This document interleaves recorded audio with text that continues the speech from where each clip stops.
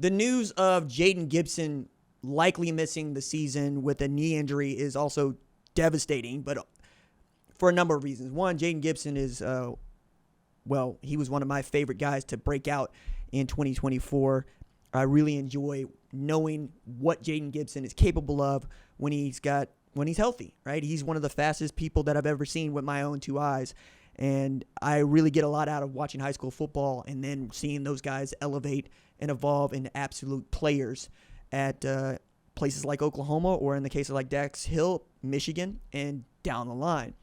It also highlights a glaring weakness in Oklahoma's depth chart, which is wide receiver. And it's kind of funny to think of it as a weakness for Oklahoma because it's just depth, right? In the past, it feels like CeeDee Lamb covered a lot of that, and before him, Sterling Shepard and Jalen Saunders and Marquise Brown. And we can keep going down the list of just great wide receivers, Marvin Mims here the last couple of years. But last year was the first time with Andrell Anthony going down for which we needed to have another guy absolutely elevate his game before our eyes, right? We knew what Drake Stoops was capable of. We knew that that dude was going to catch the football and he was going to move the sticks and developed into a really outstanding wide receiver at Oklahoma, benefiting from Dylan Gabriel's brilliant awareness on a football field. But last year, Nick Anderson took that leap for us. And that, for me, was when he caught that pass in the end zone to beat Texas and stood there like he'd been waiting to do that his entire life. So I'm not as worried about him, or for that matter, a guy like Andrell Anthony who's coming back from injury, can take the top off the defense. He could do that at Michigan. I really want to see what Jackson Arnold could do with a weapon that can stretch the field, see how accurate he can be throwing the ball downfield. But as much as I am really hurt by this Jayden Gibson news, I also got to point to a couple of guys that I'm excited about. Jaquez Petaway feels like this is going to be his opportunity now. You need him to step up in a big way. It is a guy that I think, like Jayden Gibson, most of us are expecting to feature at some point alongside guys like Jalil Farouk. And then the hitter, man, Deion Burks, who is apparently a for real physical freak. It is one of my favorite things to talk about here the last couple of days, is just what Bruce Feldman's freak list has identified for us. And when you're talking about a guy like Deion Burks, who transferred in from Purdue, it's a dude that showed out in the spring game, right? He was running downfield, catching deep balls and made it look easy at 5'9", 190 pounds, but he's also so friggin' strong. That dude benches 400 pounds at 190 and squats 540. Those numbers are bonkers for his height and weight. That's just it. Like, if he was 250, I would be impressed by benching 400 and squatting 540. But he's 190 and he's 5'9". That is Mighty Mouse over there, who can take the top off the defense and is explosive and elusive and really going to help Oklahoma in these battles against these big, fast SEC caliber cornerbacks. Like, the thing that I think we overlook about the SEC is not its offensive or defensive line, but the speed they got on the outside, right? When you think about guys like KJ Bolden, who is a freshman at Georgia, or Ellis Robinson IV, also a freshman at Georgia, or what Malachi Moore has become, or what Caleb Downs became, guys are ready-made in that league to be outstanding in the secondary. And in that way, going up against guys like Billy Bowman and Peyton Bowen is really going to help guys like Deion Burks, Nick Anderson, and Andrell Anthony. But again, Jaquez Petaway is yet another one of those guys that I'm really looking forward to taking the leap.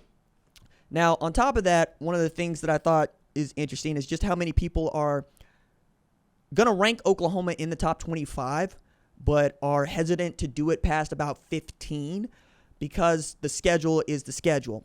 And the schedule is always going to be the schedule. And we do a lot of schedule talk during the offseason because it's really the only thing that we have to throw darts at, where we can do what everybody does, which is you take out the schedule and you put W and L and M next to it. W because you expect to win that game, L because you expect to lose that game, and M because maybe. And I'm always curious about, which Oklahoma fans put a maybe where there's probably going to be an L, right? Or where they put an L where I think there's a chance, right? And a chance is definitely an L. But for Oklahoma, that depth at wide receiver is going to come and show itself in October, in November, when it's really time to try to separate as one of the 12 teams to make the college football playoff. I think Brent Venables has done a really great job of building a roster that is not only talented, but is deep enough to go deep into the season and still have something to show when it's time to play winning football in mid-November and into early December if Oklahoma is one of those programs that can secure that at-large bid. And as much as I think it'd be cool for OU to win the SEC championship, or anybody, frankly, to win the conference championship is cool, this is the year that I would really want to get one of those at-large bids to host a playoff game, because the energy that is bound to be on those sidelines and in those stadiums for meaningful, like, postseason football at home, something that we really haven't been able to experience at Oklahoma ever.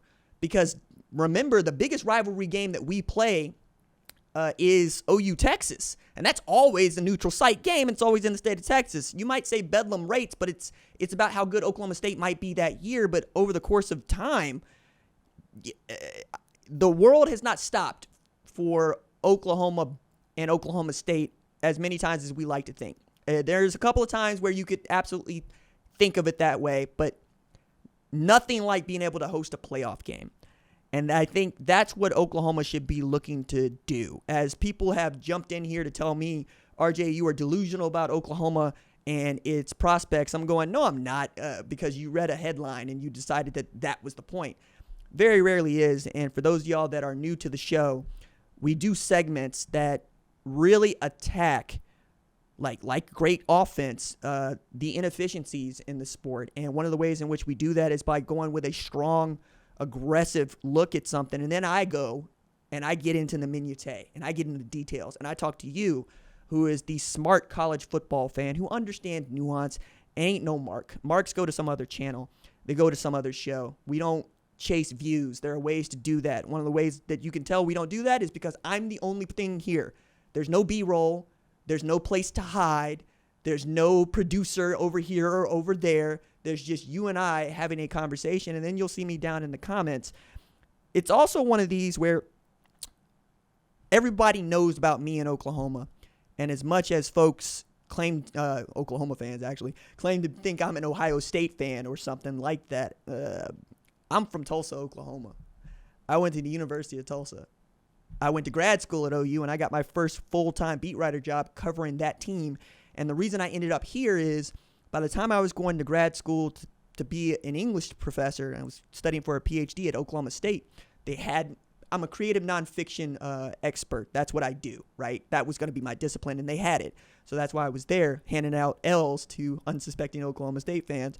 But I started talking about Oklahoma football because I had been around all those kids when they were 8th grade, 9th grade, all the way through high school, and I'd known their parents. And that was the 2017 team that became what it is, Baker Mayfield planting the flag at Ohio State. So I say all that to say I have a measured view of Oklahoma.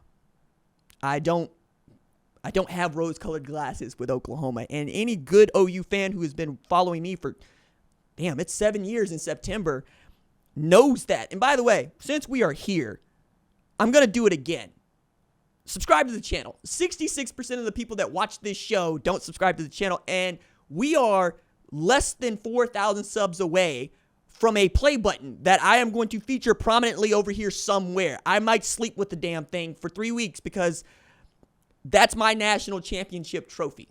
That's as close as I get, I don't even think about 1 million subscribers. That's absurd.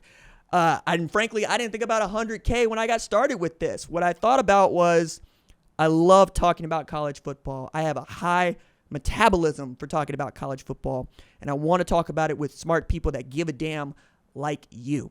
So that is why we're here talking about Jayden Gibson, who didn't do as much as some last year, and Deion Burks, who ain't done nothing worthwhile at Oklahoma save that spring game. But here we are talking about the Sooners, talking about the depth in the SEC, talking about the depth at Oklahoma, and I'm going to continue to extend that across college football as these news items continue to percolate and come up during preseason camp. And before you know it, dog, we're going to be playing football again.